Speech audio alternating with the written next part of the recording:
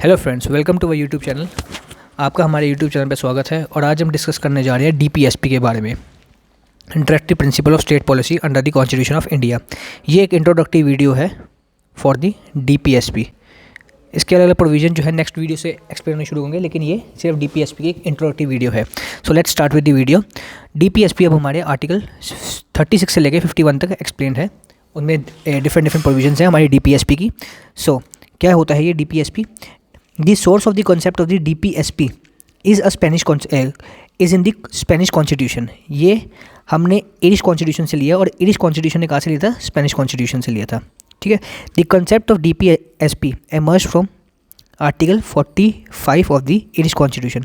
Article 45 Irish constitution से लिया गया। ये हमारे पार्ट 4 में मेंशन्ड है, जो कि आर्टिकल 36 से लेकर 51 के बारे में बात करता है डीपीएसपी के बारे में।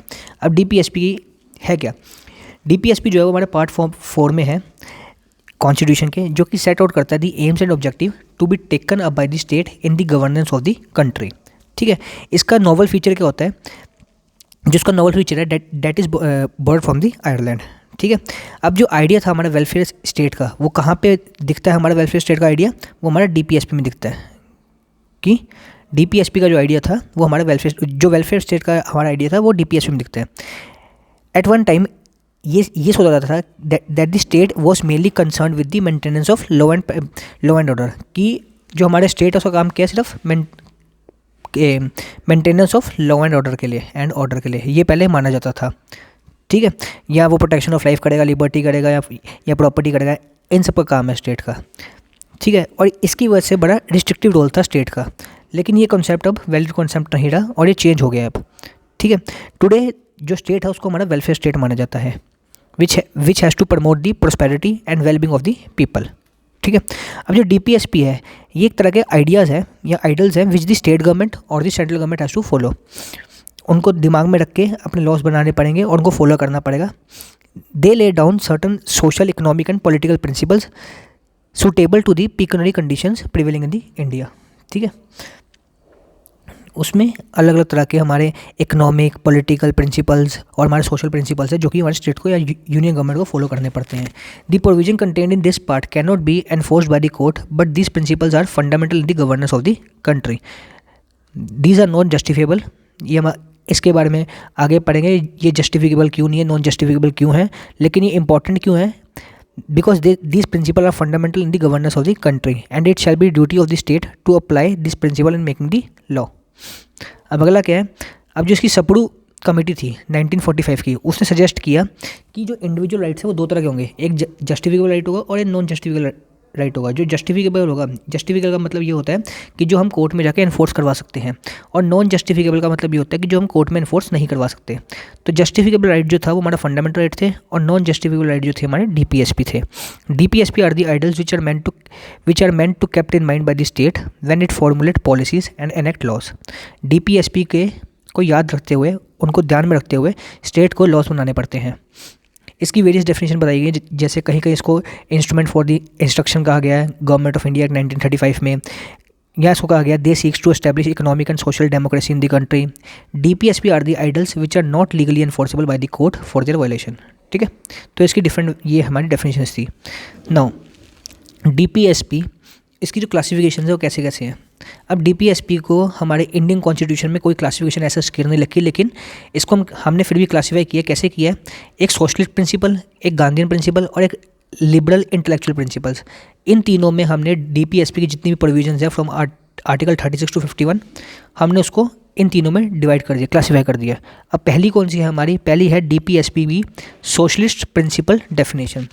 दे are the principle that aim at the providing the social और इकोनॉमिक जस्टिस के बारे में बात करते हैं। वो जो सोशलिस्ट प्रिंसिपल है, नाम से पता चल रहा है आपको कि वो सोशल और इकोनॉमिक के बारे में बात करेंगे, हमारी सोशल डेवलपमेंट के बारे में बात करेंगे। और set the path towards the welfare state, यानी वेलफेयर स्टेट की तरफ हमारा ये पाथ बना देता है एक।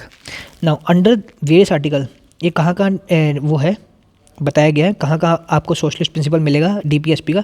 पहला है आर्टिकल 38, जो कि प्रमोट करता है the welfare of the people by securing a social order through justice, social, economic, political and to minimize the equality in income, status, facilities and opportunities. Article 38 में कैसे प्रमोशन देता है? वो मिनिमाइज कर देता है इनइक्वालिटीज़ को। ठीक है। और हमारी डेवलपमेंट कैसे करता है, सोशल, इकोनॉमिक और पॉलिटिकल सेक्टर में हमारी डेवलपमेंट करेगा और मिनिमाइज कर देगा जितनी भी इनइक्वालिटीज़ है हमारी सोसाइटी में, ठीक है। इन सब के बारे में हम अलग अलग वीडियो में डिस्कस करेंगे, लेकिन अभी इसका एक ओवरव्यू है ये। अगला है आर्टिकल 39, जिसमें हमारा सोशलिस्ट प्रिंसिपल दिखता है। ये क्या है, secure citizens, right to adequate means of livelihood देता है, equitable distribution of the material resources of the community for the common good, prevention of the concentration of wealth नहीं होने देगा एक इंसान में, equal pay for the equal work for both man and women मिलेगा, preservation of the health and strength हो जाएगा of the worker and children available against forcible abuse, और अपॉर्चुनिटीज़ देगा in health development of the children. तो ये सारा हमारा citizens को सिक्योर करेगा इस तरीके से। Now the another article which talks about socialist principle, that is article 39, that promote equal justice and free legal aid to the poor. ये 42nd अमेंडमेंट से डाला गया था, ठीक है। Now the next one is article 41, in case of the unemployment, old age, sickness, disablement, secure citizens, उनको right to work देता है, राइट टू एजुकेशन देता है, राइट टू पब्लिक असिस्टेंस देता है। ये हमारा 41 में था। Now article 42 makes the provision for the just and human condition of work and maternity leave या रिलीफ। आर्टिकल 43 ये भी हमारा सोशलिस्ट के बारे में बात कर रहा है। अगला देखते हैं article 43, secures a living wage, a decent standard of living, social and cultural opportunities for all the workers, वो सब कुछ देता है। Now 43A talks about take step to secure the participation of the workers in the management of the industries. Now last is 47, raise the level of nutrition and standard of living of people and improve the public health. तो ये सारे हमारे socialist factor थे ये वाले। Next हम देखेंगे अब Gandhian principles. These principle are based on the Gandhian ideology, Gandhi ji की जो आइडियोलॉजी थी उस पर बेस्ड है ये। Use to represent the programme of reconstruction by the Gandhi during the national movement. इसमें कौन कौन से आर्टिकल्स आएंगे, पहला इसमें अब आप हमारे गांधी जी के हिसाब से देखोगे, मतलब पुराने तरीके से जो चीज़ें थी गांधी जी सोचते थे उस हिसाब से इसमें सारे आर्टिकल्स आएंगे। जैसे कि organise of the village panchayat के ऑर्गेनाइज करेगा and endow them with the necessary power and authority to enable them to function as the self government, ठीक है। उनमें इतनी पावर डाल देगा कि वो सेल्फ गवर्नमेंट की तरह काम कर पाए without any interference. Now article 43 जो है वो कॉटेज इंडस्ट्रीज़ के बारे में बात करेगा और कॉर्पोरेशन बेसिस इन दी रूरल एरियाज। नाउ 43B जो है वो किस बारे में बात करेगा, promote voluntary formation, autonomous functioning, democratic control and professional management of the cooperative society. 46 जो है that promote the educational and economic interest of the SC/STs and other weaker section के बारे में बात करेगा। 47 प्रोहिबिट्स द इंटॉक्सिकेशन, जैसे गांधी जी हमारे शराब वगैरह के खिलाफ थे तो इसमें वो आ जाएगा, तो ये गांधीयन प्रिंसिपल के अंदर आ गया। 48 talks about slaughter of the cows, उसको प्रोहिबिट करेगा, और जानवर को कोई कैटल को मारे ना उसको प्रोहिबिट करेगा, ठीक है। ये हमारे गांधीयन प्रिंसिपल्स थे। Now next one is liberal intellectual principles. These principle reflect the ideology of the liberalism, ठीक है। इसमें आर्टिकल 44 आ गया जिसमें कि यूनिफॉर्म सिविल कोड के बारे में बात हुई है। 45 आ गया जो कि अर्ली एजुकेशन टू हर बच्चे को एजुकेशन मिलेगी, जो कि हमारे 14 ईयर से जिसने कंप्लीट नहीं किया। 48 में organize agriculture and animal husbandry on the modern scientific lines, ये सब कुछ आ जाएगा। 49 में आगे प्रोटेक्ट करेगा प्लेस मॉन्यूमेंट्स वगैरह सबको। 50 में क्या करेगा, separation of the judiciary from the execution in the public service of the state. 51 में promote international peace and security and maintain just and honourable relation between nations, ठीक है। तो इसमें सब कुछ ये देखने को मिला। तो 3 प्रिंसिपल्स कौन से हो गए थे हमारे पहले, सोशलिस्ट प्रिंसिपल, गांधीयन प्रिंसिपल और लिबरल प्रिंसिपल। इसके बीच में हमने क्लासीफाई कर दिया आर्टिकल्स को जो DPSP में है। तो next is what are the new DPSP जो कि 42nd अमेंडमेंट से ऐड किए गए थे। कौन से DPSP से ऐड किए थे, पहला था हमारा article 39 to secure opportunities for the health development of the children. 39 ये कि इक्वल जस्टिस और फ्री लीगल एड प्रोवाइड किया जाएगा टू दी पुअर।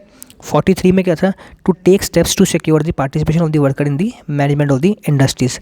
उसके बाद 48 क्या था, to protect and improve the environment and safeguard the forest and wild life. ये सारे हमारे 42nd अमेंडमेंट से जोड़े गए थे, ठीक है। सो नेक्स्ट वीडियो में हम आर्टिकल वाइज बात करेंगे DPSP में, जैसे कि आर्टिकल 36 से लेके हम 51 के बारे में बात करेंगे नेक्स्ट वीडियो से, और प्रॉपर डिटेल में उसको डिस्कस करेंगे। So thanks for watching our video, do like and subscribe our channel. Thank you.